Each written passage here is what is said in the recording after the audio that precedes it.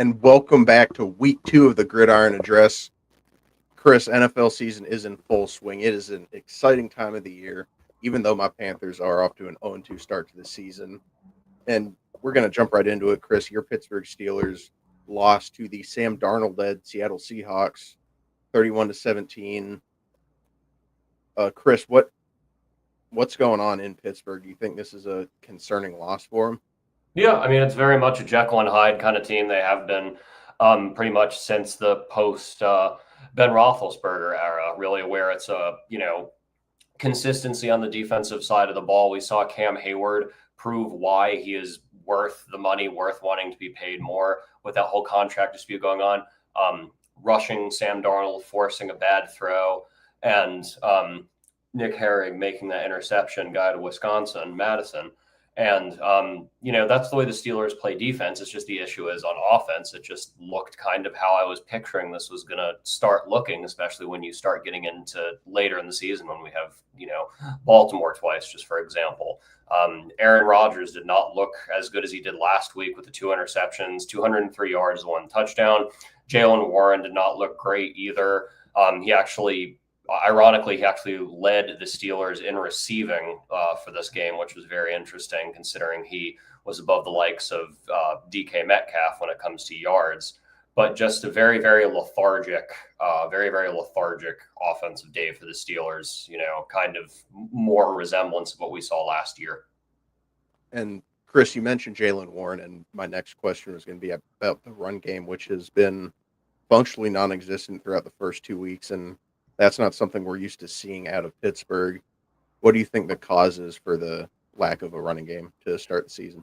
Well, I mean, I think a big thing is just not giving Caleb Johnson as many carries. I mean, more obviously this isn't a fantasy show that's sideline savants, but when it comes to that, like a lot of people are drafting Caleb Johnson kind of high because I thought he would be splitting it with Warren, but it turns out they're only giving him like 1 or 2 carries a game here through the first couple weeks. So I think that this whole back by committee thing, really isn't working. While Warren is definitely getting the overwhelming amount of carries, I do think that the Steelers' offensive line is at least respectable enough. I do think that Warren is not playing at the best possible that he could be playing at, nor is Gainwell, and Caleb Johnson has been unproven. So I would say if they want to improve the run game, give Johnson a couple more carries. Let him, especially in the pass game too, let him do more out of the backfield, but also let him, push in these close goal line situations instead of focusing so much on aging Aaron Rodgers' arm, Yeah, it's a tricky situation. I think Pittsburgh's in a weird spot because Caleb Johnson, I think he can be really good, but he's just not getting the opportunities. And I'm inclined to trust Tomlin. I think he's a smart enough coach to know when a guy's going to be ready. And I don't know what's going on with Roman Wilson, but he's a guy who I thought could have been a really solid addition for the Steelers. He was obviously dealing with injuries for much of last season. I hope to see him get involved at some point. I think he could be a role Mountaineers. Chris, both West Virginia Mountaineers, App State Mountaineers. All I know is App State would not have lost to Ohio University, but we get back to NFL talk. We are going to bring on a special guest for this segment. We got to talk about that Carolina Panthers game, and who better to bring on for that? Good friend of mine, good friend of the show. It's Shannon Smith. He also covers the Panthers on his own show. Shannon, how are you doing? Hey, I'm good, man. The 49ers getting the win, but I wish it would have been a Panthers win just to go ahead and end it, but that's how it goes. They at least made it exciting, but Shannon, let's jump right into it. The early turnovers are what really killed this game for the Panthers because they were forced to be pass heavy, and that's just not how they're going to win football games. They're going to win games by letting Chuba Hubbard run the ball and be dominant, control time of possession, and they just got forced into being pass heavy. And Bryce Young stepped up after those first 2 drives when he had the interception and the lost fumble. I like to see that from him, but I feel like the big story of this is the Panthers' defense. The run defense stepped up big time, but pass defense, a lot of big plays to McBride. They shut down Marvin Harrison Jr. Great job on that, but it felt like every other play McBride was just getting a big gain. And with these continued defensive struggles for the Panthers, do you think they should make a change at defensive coordinator or let Ejiro Evero finish out the season? They shouldn't make the change just yet because last week the story was they couldn't stop the football because Travis Etienne, who had a down year last year, ran 143 yards on the Panthers. So either he's having a resurgent year, Jacksonville's offensive line got better, or Carolina can't stop the run. But this game they did. They allowed 88 yards rushing in this game. And so that was what I was looking at that was going to be Carolina's problem. But they shut down the key receiver in Marvin Harrison Jr., but yet that let McBride do his thing underneath. That let some underneath plays in, and that's been Carolina's Achilles heel on the defense, is that just the underneath plays. Running backs getting the ball and going upfield, screens coming in. There's no underneath play from the linebackers and not enough pass rush. But we can say this also, too. They got to the backfield. They were able to get sacked. Princely got a sack. There was another sack also, too. So the defense made plays, but it's just the fact that they were on the field so long and the continuation of plays. And I'll just go ahead and go out on a limb because I am a 49ers fan. And also, too, I cover the Panthers. Kyler Murray did not impress me at all. Kyler Murray was the same player that he was and has been since he's been in the league. I've not been a fan of his. I'm still not a fan of his. I'm not convinced by him. You give him a receiver like Marvin Harrison Jr., give him a good tight end in Trey McBride, he's still mediocre to me. I don't think that he is a franchise quarterback. That's no disrespect. It's the eye test because my guys see him twice a year. He was seen today. If it wasn't for the early turnovers, they would have lost this game. They would have lost this game. The penalties on the line. Now that was even before the barrage of penalties that we had in the last drive. It seemed like it was going to take the game forever. There were other penalties in that game that almost got them. So, yeah, I wasn't impressed by Kyler Murray's play. He didn't play off the charts. He did not. And that one play he had where he got pressured in like a split second, then he scrambled for like 30 yards. That was like, okay, that was a fantastic play. Outside of that, he did. And what did he do after that? Scrambles. Yeah. What did he do after that? Not a whole lot. He threw a pick.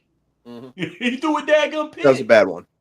Right. I mean, I felt like he was trying to throw it away and he just didn't get enough on it. Exactly. So there you have it. I mean, for real, not impressed. Sorry. Yeah, and got Michael Davis in the comments. Panthers are cooked. I do not want to hear it from you, Michael. I'm going to be honest. Dallas had no business winning that game. You can't talk. You can't talk about teams being cooked. Micah Parsons is gone. Jerry Jones, we got to stop the run. No, you can't stop the run. I thought it was supposed to be better with Kenny Clark. Now that Micah Parsons is gone, no, it's not better. So you can't talk about teams being cooked, Michael. But Chris, I'll throw this question to you as well. Like I said to Shannon, should the Panthers make a change at defensive coordinator or let Evero ride out the season? I think it's going to be day to day. I mean, I really don't think that, you should be firing someone after the first 2 weeks. Obviously, some colleges, thought a little bit different, like UCLA. But, I mean, really overall, yes, Carolina's defensive performance has not looked really that great. But also, it's only 2 weeks into the year, and they have a long time ahead of them. And if you're getting smoked by Kyler Murray, then maybe you should consider that. But also, Kyler Murray is a good dual threat quarterback when it comes to with his legs too. That's a hard thing to stop, and you got to plan for that. So. Overall, I think, Carolina is not passing the eye test for me so far, even with that miraculous comeback in the fourth quarter. That still just isn't enough to me. I really wasn't big on them going into this year, and I'm still not really big on them just overall right now. I do like Bryce Young, but I do think that there's a lot to be addressed with that Panthers team. I definitely agree with you. And, I feel like we're a little bit ahead of schedule, so we're going to bring them on now, and I mentioned it from the Cowboys side earlier. They went neck and neck with the Giants. Ultimately, Giants lost in overtime. So, got to bring on the Giants fan, Jason Colenso. Jason, that was devastating. It felt like the Giants had that in hand. They were playing great. That offense was firing on all cylinders. Complete 180 from week one. They looked dangerous. Jason, I just want to get your thoughts on that game. It was rough. Playing against the Dallas Cowboys, who last week played uninspiring football, and so did the New York Giants. Defense, you gave up 40 points to the Cowboys. Look, their offense was better this week. Russ cooking, 450 yards, phenomenal. 30 for 41, 3 TDs, but the fourth quarter, some bonehead plays, overtime, the biggest bonehead play you can make, just chucking that ball up for an interception. I'm trying to calm myself here, but look, that offense is not clicking. You win against one of the worst run defenses in the National Football League, and you had Tyrone Tracy only had 15 yards. Look, Bo, I love him, got his first TD. Let's go, Scattaboo. But he only had 45 yards. So terrible. And you were 1 for 5 in the red zone. So you scored 1 touchdown out of 5 trips in the red zone. You had some big blast plays, which is phenomenal, but you're not going to win when you're 1 for 5 in the red zone. That defense, very disappointed. Abdul Carter, second game in, where are you at? You're supposed to be this transcendent defensive player. He has been non-existent the last 2 games. Dexter Lawrence, you were on fire last year. No sacks. So, I mean, we got 2 guys on that defense. Where's the hype? You gave up again. Bonehead plays. In the fourth quarter, you're winning the game. You take the lead, all the momentum, and then you just let Dak go down the field, and you give up a 60-yard field goal, and then you just essentially give the ball away in overtime. I would not be surprised if Brian Daboll was fired tomorrow, because to me, that team played better, but the play calling and definitely the coaching on that team is now suspect, and I don't see Brian Daboll making his way another week. That is a horrendous loss to a pretty bad Cowboys team. CeeDee Lamb only had 112 yards. I mean, Malik Neighbors is that dude, 167 yards, a couple touchdowns. Wan'Dale Robinson hurt, still got you 142 yards and a touchdown. So offensively, great. Defensively, poor.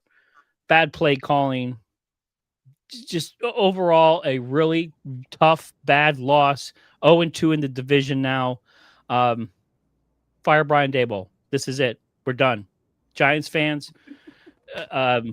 it's over. This guy has got to go. He is not playing good football with this team. There's the play calling, not that offense coordinator, everything. Defensively, they are atrocious. They were supposed to be the most feared defensive team with that front four. And as a New York Giants fan, frustrated, angry.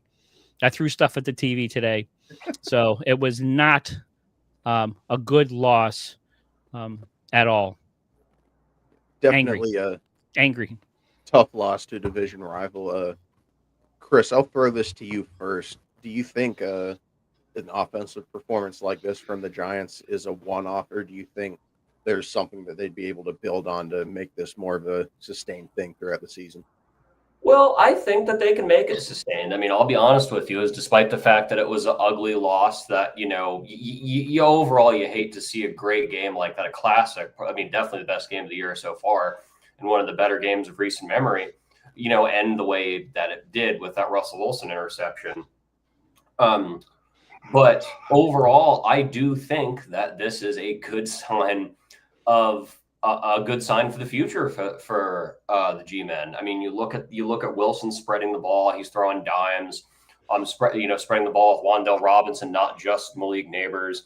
The run game looked a lot better too than I was expecting. And to be completely honest, on the defensive side of the ball too, they looked pretty solid. I mean, Kayvon Thibodeau, I've always been really big on him. I continue to be big on him. He looked really good.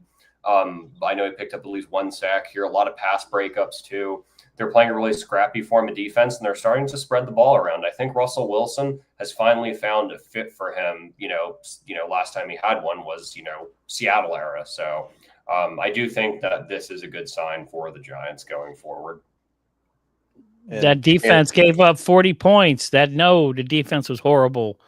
But still, there are signs of hope. No hope. I got no hope. I got my Giants tissues right here. This is my hope for the season right here. I'm hanging out with Panthers fans. So me and y'all, we gonna hang out with Panthers fans. It's gonna be a long season.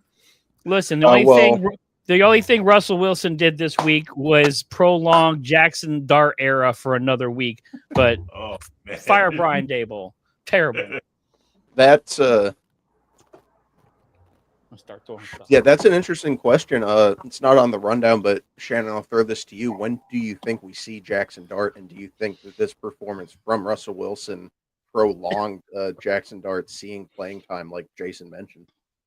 It depends. I mean, I don't think you should just throw the kid in there because, Russ had a good game. I mean, Russ played well. It's just the bad part about it was the inability to finish. The defense couldn't finish what they started. They had the 3 points, and then Dallas went down there and marched and was able to kick a field goal. So I can't square this one on Russ because he balled out. He played well. The offense played well. They played better last week. And so they were able to get points on the board. They just forgot you had to stop people when you put points on the board. That's half the battle. So that's what did it. Now, but nah, don't put Jackson there right now. I know everybody's waiting. I know everybody's anticipating. I know everybody is. He looks pro-ready. He had a great year at Ole Miss. He did well. And he's going to be good. I really think that Jackson Dart will be really, really good. Just, sometimes, it's patience. It's patience. And I know that Jason and the Giants Nation is running out of patience. I get it. But still, not yet. You'll be glad that you didn't, let him cook a little bit. So let him simmer. He's in the simmering stage right now. It's the simmering stage. Let my man simmer. He'll be fine. And Cody's saying Daboll will be gone by week 6, and that's when Dart will start. First, I'll throw that to you first. Do you agree with that? Do you think Daboll more than likely going to be gone? Yeah, early this season? I definitely agree with that. That I think by week 6, unless they really turn it around very quickly, which again, as you can see with how, based on how Jason's been talking, I don't think that they're going to be able to, especially, when they have the Chiefs coming into town to East Rutherford. They have a great Chargers team, and they have a Saints team that looked pretty feisty, and then an Eagles team. So the schedule ahead, especially that Kansas City one, it wouldn't surprise me that, they maybe take that Saints game. They maybe find a way to upset the Chargers, but Broncos, Eagles twice here. San Francisco, got a Shannon San Francisco team. It's a tough schedule for the Giants, and I could see them starting, or continuing to, have a rough start to the year. So wouldn't surprise me at all. And Shannon, I'll throw that question to you as well. How early do you think Daboll will be gone this year? And do you think that will coincide with Jackson Dart finally starting? I will say this. If the Giants lose to the Saints, Brian Daboll is gone. He needs to go. If he loses to the daggum Saints, and the fact that the Saints are probably tanking, well, when they're not tanking, they're just losing games. It is what it is. They're not losing on purpose. They almost won today, almost beat my 49ers today. But it was a depleted squad. But here's the thing. Your squad's not depleted there, Jason, as far as injury-wise. You have all the guys you need to be starting now. So if the Saints win that game, yeah, you can fire him now, and then Jackson Dart, go ahead and go in there, put him in the game, coach. So I'd have to say, now I can understand the Kansas City loss. I get it. I can understand the Chargers right now because the Chargers are hot right now, and them being in front in the AFC West, scary. I mean, that's LT and Phillip Rivers. That was when that was like probably the last time they were ahead was when those guys were playing. And so I'm like, I understand that, but lose to the Saints and you got to fire the dude. It's a wrap. Yeah, that would definitely be a terrible look. And Chiefs off to an 0-2 start. That is That's insane. Granted, they've had a tough couple games, Chargers and Eagles, no joke to start out the year. But I mean, I'm expecting them to bounce back. But with that, Jason, Shannon, I will let y'all go. Jason, any last words before you head out? I got a little bit of hope, but we need to fire Brian Daboll tomorrow. It's time to move on. Don't wait 6-7 games in the season and ruin it. You actually have a chance to salvage your season. Get rid of him now, because I have not seen anything the past 2 games to tell me that anything is going to change. Otherwise, you got a really good team that is playing really bad football. Well, Jason, hope you have a good rest of your night, and maybe Daboll does get fired tomorrow. Hopefully for your sanity, that will happen. I hope so. And Shannon, any last words before you head out? All these teams should not cry. You could be Nico Iamaleava right now. So it is all good. There is still hope. There is still hope. It could always be worse. And Shannon, have a good rest of your night. And Chris, moving on to the Bengals. They are off to an incredibly messy 2-0 start to the season. They barely pull off a win against a Jacksonville team that is not that great. Joe Burrow went down early. How concerned are you with the Bengals' performance through these first 2 weeks, even though they are off to a 2-0 start? I would say that I am concerned with it. I mean, obviously, Joe Burrow's injury, luckily, Joe Burrow's injury is not very severe. It's just a case of turf toe. When I first watched it, while I was watching it with, we were all concerned that it was like an ankle injury, especially with him being on the one crutch and all that. But luckily, it's only a case of turf toe. But if Burrow, for whatever reason, is to miss time this year, I mean, Browning looked absolutely terrible, 3 interceptions. I would not want him to be leading the team at all. And if you kind of look ahead with the Bengals, what they have, Vikings next week, Broncos, who despite the loss are still a very good team, very good defensive team, Detroit, Green Bay, and then a very, very tough rivalry with the Steelers in Cincinnati. So I would say that this is a messy start for them. Giving up a lot of points to not so great teams is not a good sign. The Steelers, when they had their random, 5-0, 8-0, 10-0 starts, they had a lot of those happen to them as well. I think Cincinnati still is kind of not a very well-run organization overall. I think that they're wasting a lot of opportunity. It was good to see Jamar Chase be a lot more involved this game, obviously for fantasy owners, but also just, he's one of the best offensive players in the game. He's a top 2 receiver in the league.